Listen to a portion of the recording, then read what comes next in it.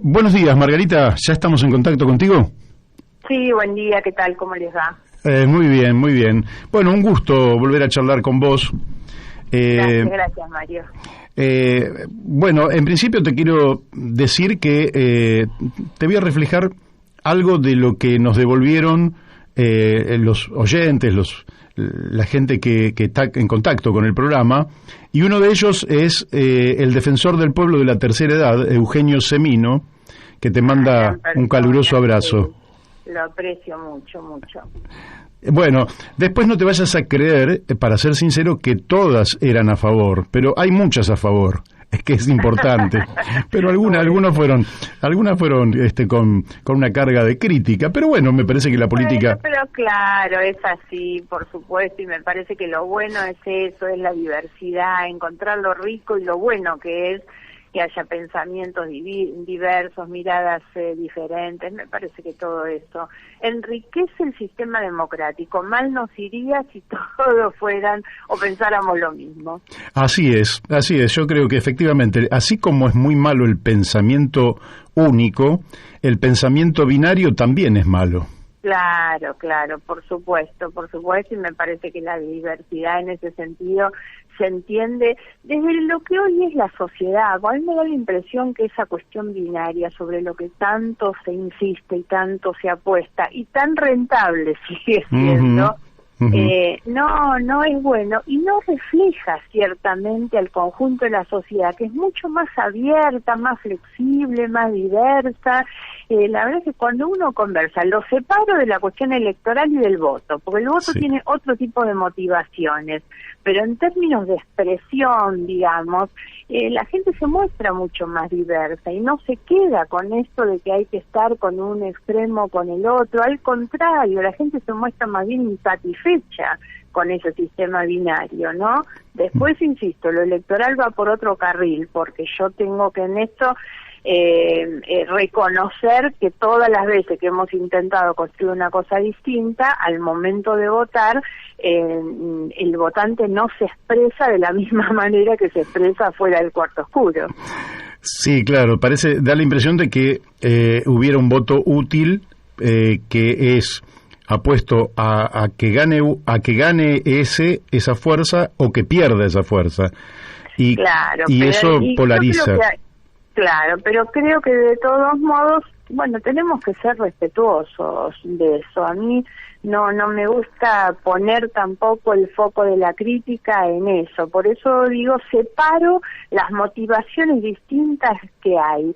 Fuera de lo electoral, cuando alguien te apoya o te rechaza y te critica, digamos, las motivaciones que hay en eso, me parece que es una opinión mucho más libre, y en cambio la opinión que se expresa en el momento de votar tiene otras motivaciones, y tal cual vos decís, esas motivaciones muchas veces tienen que ver más con el sentido negativo y el intento de que haya alguien que no gane, que no realmente la motivación principal deja de ser, bueno, apoyo al que está más cerca de mi pensamiento, ¿no? Sí, claro. Pero creo que tenemos que respetar incluso esas motivaciones. Estoy de acuerdo. ¿Y no podría ser también que, aunque llevamos 37 años de vida democrática, a nuestra democracia le falte un poquito de madurez todavía? Sí, sin duda. Yo diría que más que eso, mi mirada es bastante crítica y creo que no es que no hemos llegado o alcanzado la madurez, creo que al contrario hemos tenido retrocesos. A mí me da la impresión que la democracia era más madura con la intención y la voluntad y la libertad con que nos expresábamos en el 83 y en los primeros años. No lo digo solo por el resultado electoral, ¿no? Sino realmente por la vocación que la sociedad ponía ahí y fundamentalmente por la representación política.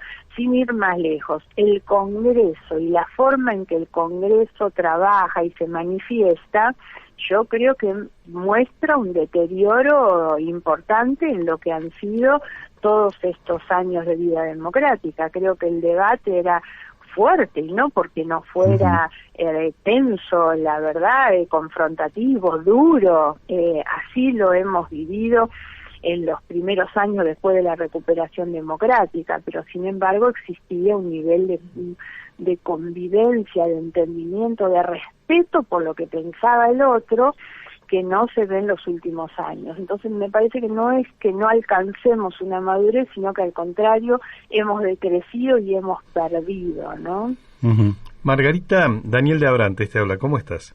¿Qué tal, Daniel? Buen día. Buen día. Mira, y en relación a esto que estás desarrollando, te quería hacer una pregunta.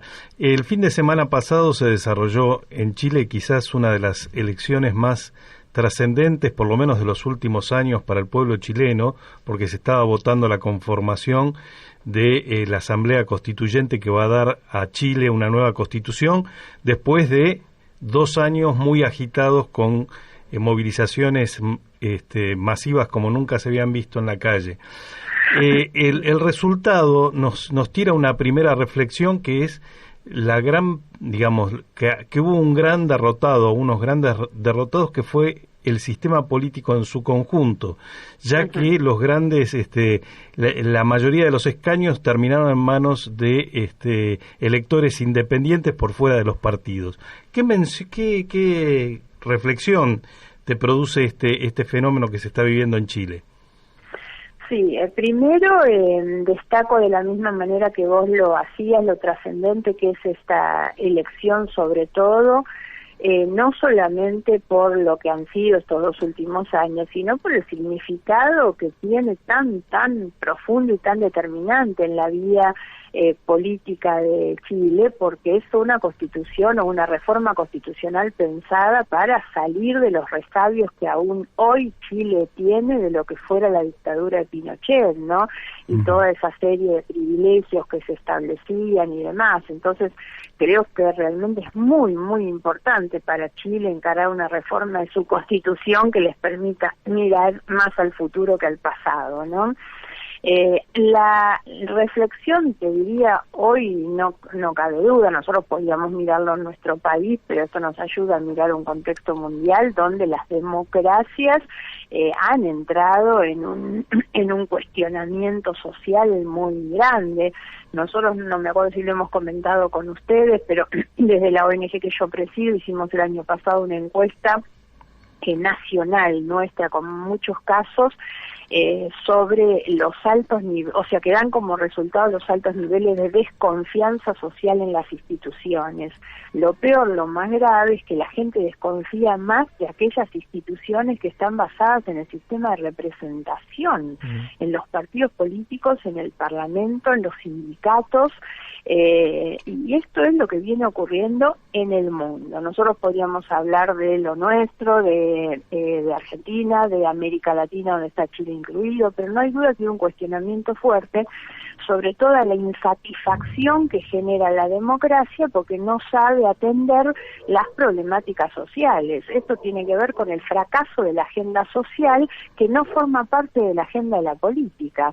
Y cuando nosotros lo vemos acá, yo lo vengo criticando en un gobierno que pone más énfasis en la discusión de los temas judiciales, que apuntan más a reformas que buscan impunidad, que no mejorarle la vida a la gente, en un momento donde la verdad la mayoría de los argentinos lo pasa mal en términos sanitarios, en términos económicos, laborales, y no veo que se ponga el esfuerzo realmente en eso.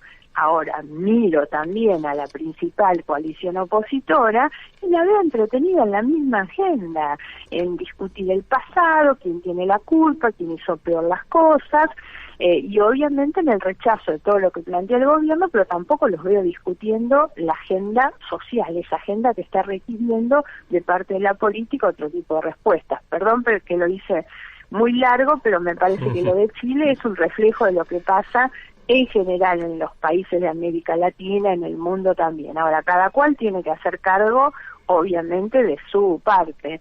Y en Chile también ocurre esto, cuando los partidos no logran atender satisfactoriamente. Recordemos además, un agregadito más muy cortito, y recordemos que Chile estaba en una suerte de incendio, literalmente, previo a la pandemia. Recordemos lo que fue el fin del 2019 en Chile, la situación social era gravísima. Después todo es como en otros países de América Latina. Argentina no lo sufría igual porque había tenido una elección y entonces esa elección generó una expectativa distinta. Pero Chile era una demostración del incendio que ya en ese momento tenía la política, el gobierno, por supuesto, y eso es lo que se refleja en el resultado electoral. Sí, claro. Y vos sabés que votó el 43% del electorado. Claro, muy bajo. Ahora, muy bajo. Sí, no estaría bien que no agregara a esto el cuidado que debemos tener con los comportamientos antidemocráticos, porque yo justifico el enojo de la gente con la política, con los partidos y que se exprese de esta manera acompañando sectores independientes, pero ojo que no creo en las organizaciones sociales ni en los caudillos que vienen de afuera como una lavandería de la política de los partidos. Yo sigo creyendo en que la democracia se sostiene si fortalecemos los partidos políticos, si logramos que los partidos políticos vuelvan a tener el sentido de la representación, que es lo que se ha perdido, ¿no? Por eso, ojo, si bien aparece como justificado ese enojo y esa forma de canalizarlo, ojo con lo que puede venir atrás de esto, ¿no? Sí, claro. No, creo que en eso espero que todos hayan reflexionado que con ser imperfecto el sistema democrático es lo mejor que tenemos y los partidos políticos son piezas indispensables, pero también son indispensables las referencias políticas, y fíjate que vos sos una referencia política, de manera que como me llegaron algunas preguntas, lo que voy a hacer es, en lugar de preguntarte lo que yo tenía preparado, trasladarte, pero te las voy a dar un par de ellas nomás, con nombre y apellido, porque son quizás nombres que te resulten bastante familiares. Uno es de Martín Bieliki, el hijo de José Bieliki. Sí, José, sí, Martín, lo conozco mucho, lo quiero mucho también. Sí. Bueno, dice que te pregunte él dice si vuelve a Juntos por el Cambio. Yo le dije, yo le contesté, claro, nunca estuvo, le puse yo. Claro.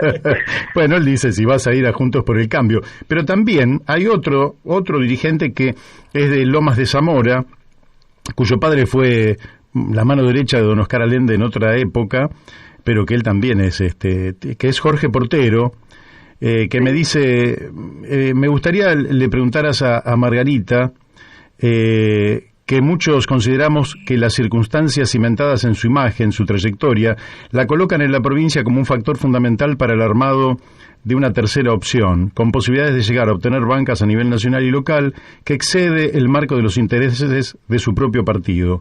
Una alta responsabilidad para comenzar a cambiar la política argentina que no debería rehuir, mira vos, y que todos sus potenciales aliados deberíamos reconocer y facilitar. Esto dice Jorge Portero. Bueno, ahí tenés dos de las tantas preguntas. ¿Qué estás evaluando? ¿Qué pensás? ¿Cuál es tu papel? ¿Cuál el del GEN, lógicamente, que es el partido del que sos principal referente? A ver, primero, tal cual vos también anticipaba la respuesta, yo no vuelvo a Juntos por el Cambio porque nunca fui Juntos por el Cambio, en realidad. Tampoco volvería al radicalismo, de donde sí he salido, y la verdad es que yo siempre reivindico mi condición de radical, porque digo radical no es por estar cuidando la puerta del comité, sino por las ideas que uno siente y que uno valora, y yo adherí al radicalismo siendo muy joven, muy chica, con ideas que no he cambiado. El problema es que el Partido Radical dejó de expresar esas ideas por las cuales yo en su momento había adherido y sigo adhiriendo, por supuesto, pero no volvería al Partido Radical, que creo que está muy lejos de eso, lamentablemente. Si bien, por supuesto, coincido y tengo gente muy amiga y a la que valoro y respeto y tengo diálogo con ellos. Ahora, la otra, siempre dentro de esta pregunta, cuando a mí me dicen, vas a ir a Cambiemos, No, la verdad no voy a ir a Cambiemos, porque Cambiemos es el gobierno de Macri. Claro. Entonces yo no puedo ir a un gobierno al que yo realmente he criticado mucho y lo responsabilizo en gran medida de los desastres que hoy tenemos. Entonces no podría ir ahí. Ahora, que converso con ellos y que me parece que con muchos de ellos se puede pensar en algo a futuro, sí, la verdad es que sí, pero no en Cambiemos, que fue un fracaso, porque la verdad es que fueron un fracaso. Entre otras demostraciones del fracaso es que después de eso volvió el kirchnerismo. Ese es el principal fracaso del gobierno de Macri. Y es seguir, como siguen estando siempre, mirando hacia el pasado. Hoy los veo además enredados en internas propias y me parece que eso nos hace perder realmente el sentido que tiene que tener la política, que es un sentido justamente de atender lo que hablábamos antes, que es una agenda social que está descuidada. Hay que dejar de pensar en la agenda propia de la política o de los políticos y pensar en la agenda de las personas. Entonces, que con muchas de esas personas yo converso y me encantaría, me he reunido con el presidente del radicalismo de la provincia de Buenos Aires, recientemente electo, con Maxi Agado, una persona joven que la verdad me genera una gran esperanza de que se pueda trabajar hacia adelante. Él apoyaría una candidatura como la de Facundo Manes, que es otra persona que a mí me alienta muchísimo a pensar en algo distinto. He conversado con María Eugenia Vidal, con quien también me parece que es bastante realista por el fuerte sentido autocrítico que ella manifiesta respecto de lo que fue su gobierno y el gobierno de Macri. Entonces, la verdad es que yo con la gente que mire a futuro y no al pasado, no quiero a nadie que me busque para reivindicar el gobierno de Macri o para volver a hacer las cosas que hicieron. Ahora, pensar a futuro, por supuesto que sí y que puedo hacerlo. La pregunta de Jorge de Loma de Zamora, creo que era Jorge, ¿no? Jorge Portero.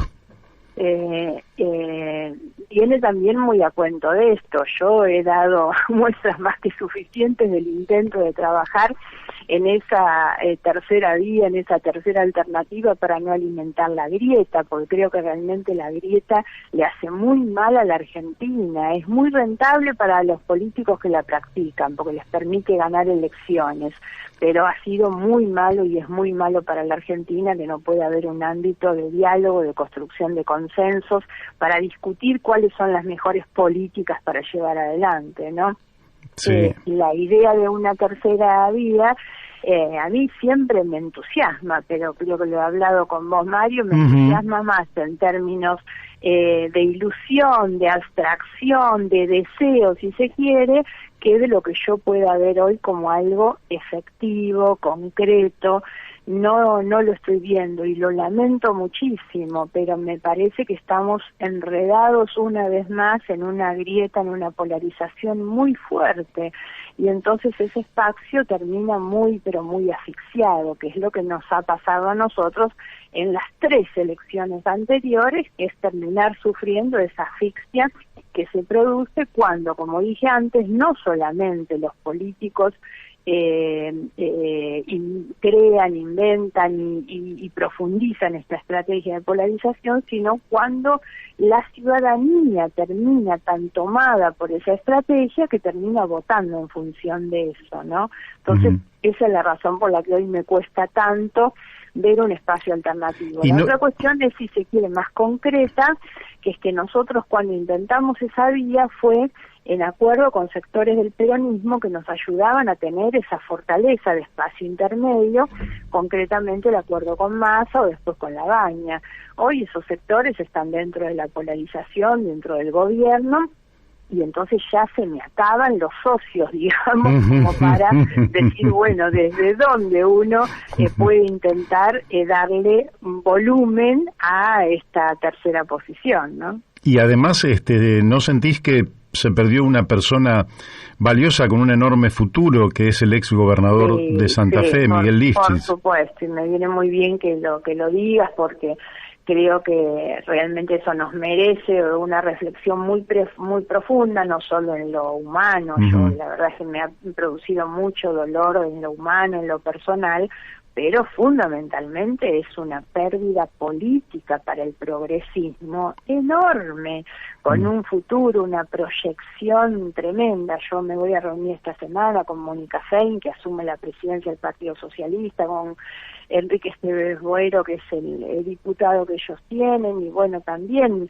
tratando de colaborar para pensar en algo, porque esto para el Partido Socialista como para el progresismo en general es una pérdida enorme, y para la construcción de esa tercera alternativa, porque nadie ignora que él estaba ahí tratando de sostener esa idea.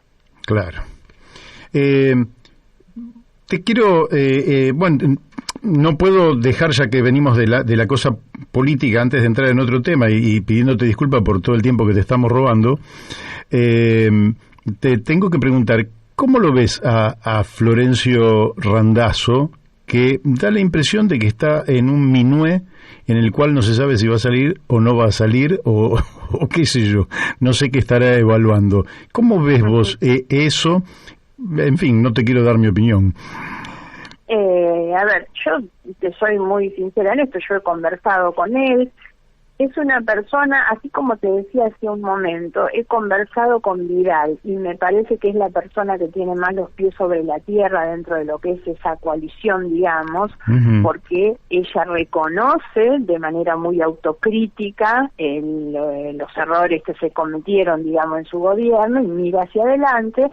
También te diría que del otro lado, Florencio Randazzo me ofrece la misma opinión. Es alguien que él ha formado parte determinante del gobierno del Frente de Todos, con el que yo tengo enormes diferencias, pero es de esas personas que han reconocido todas esas cosas, se ha distanciado y hoy ofrece una mirada más al futuro que al pasado.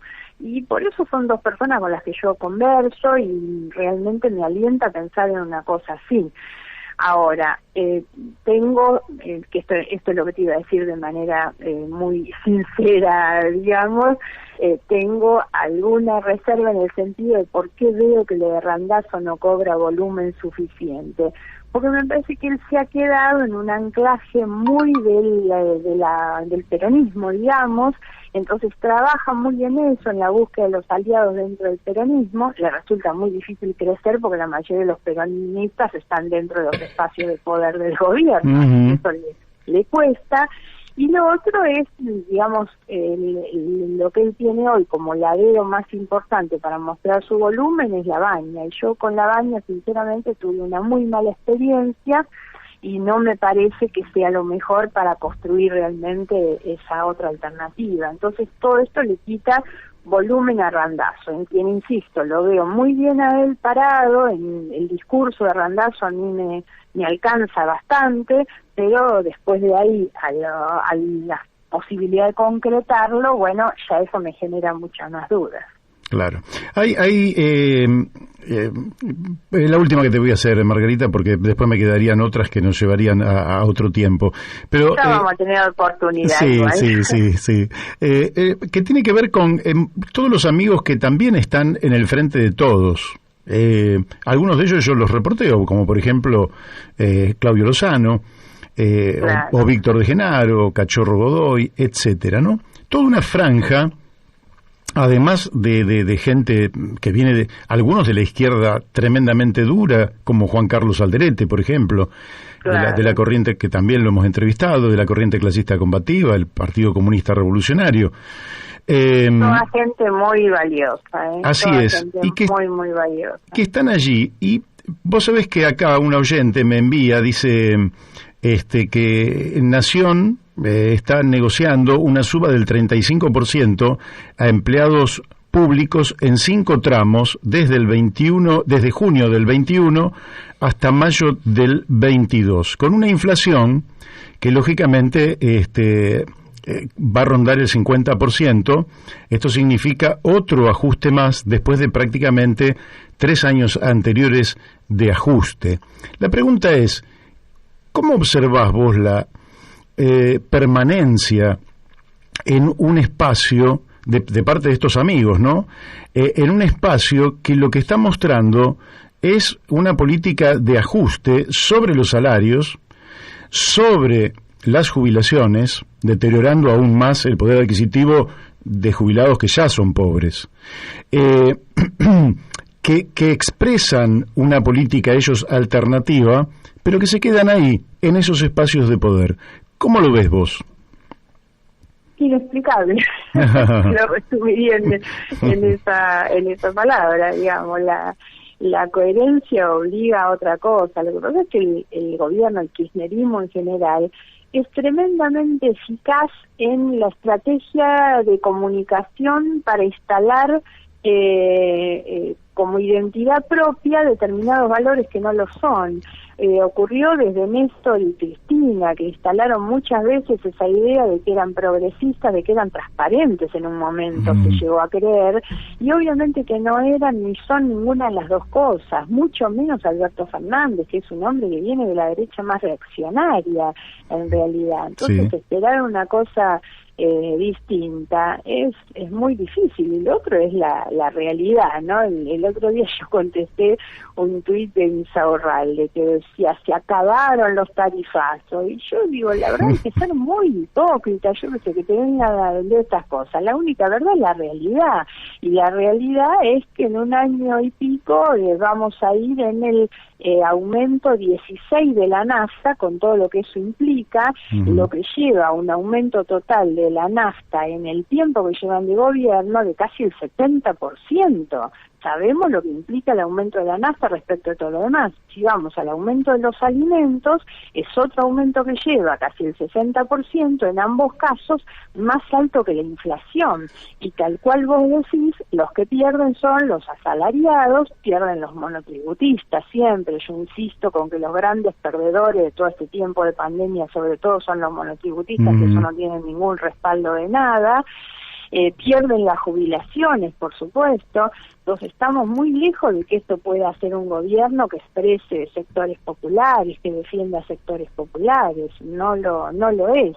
Y los que convalidan con su presencia dentro de este gobierno esas cosas, bueno, solamente puedo decir que se torna inexplicable. Si vos los entrevistás, trata que ellos te den esa explicación. Bueno, no, a mí tampoco me resulta explicable, porque el otro día Claudio Lozano planteaba una política muy radical, suspender pagos al Club de París, al Fondo Monetario Internacional, suspender las negociaciones con ambas instituciones, un shock de justicia social que es un impacto redistributivo enorme, en fin, una cantidad de políticas que uno las ve absolutamente divorciadas de la voluntad del presidente de la Nación. Claro, por supuesto.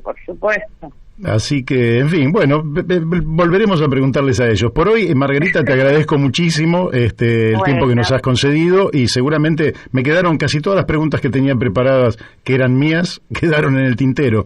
Próximamente volvemos a hablar. A hacer, por supuesto. Gracias a ustedes por la comunicación. Un abrazo, hasta pronto. Hasta pronto, gracias.